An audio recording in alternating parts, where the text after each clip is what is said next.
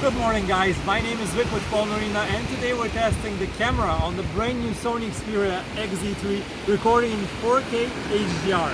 Follow me around. First thing we'll do is test the video stabilization.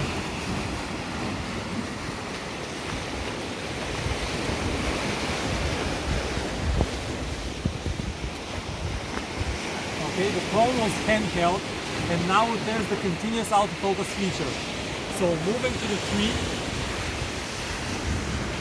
and then on me, back to the tree, then refocus on me. Let's do it quicker. Let's go to the tree quick, and on me, once again, go to the tree, and back to me.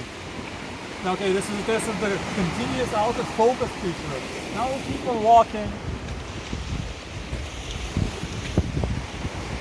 And here we get a chance to test the digital zoom. We have up to 8 times digital zoom on the XZ3. Let's zoom all the way in. This is the kind of detail that you can get. And then zoom all the way back out. And this was a quick test of the camera on the Sony Xperia XZ3.